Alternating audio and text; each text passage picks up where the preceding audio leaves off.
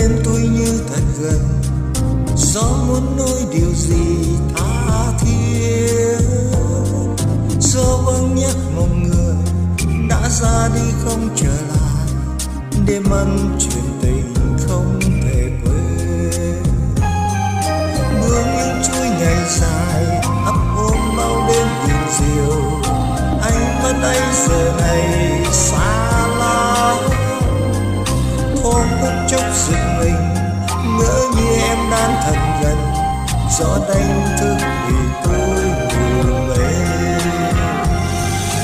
Thăm ánh sáng bước qua đêm thâu, chờ mong ngày mai khác rồi.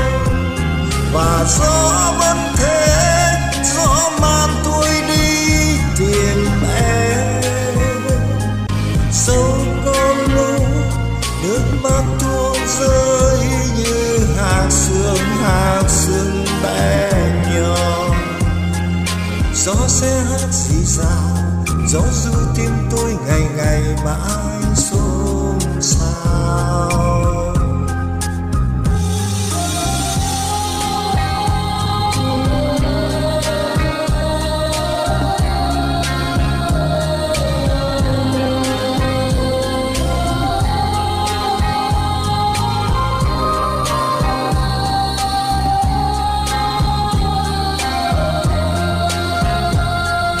Gió vẫn hát thì thầm đến bên tôi như thật gần, gió muốn nói điều gì tha thiết.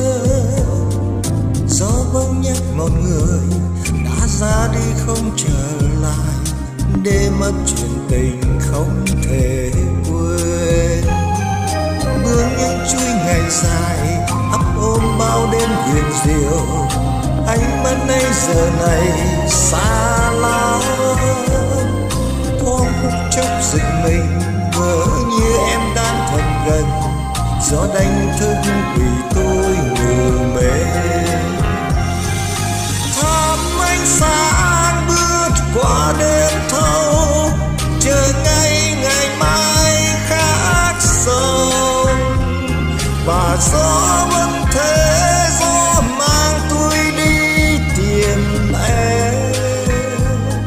Dẫu con mơ nước mắt tuôn rơi như hạt sương bé nhỏ.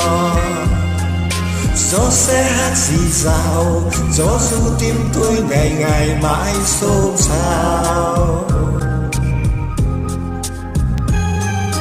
Gió sẽ hát rì rào, gió ru tim tôi ngày ngày mãi xôn xao.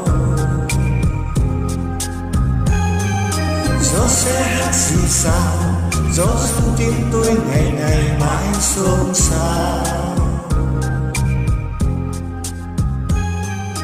Gió sẽ hát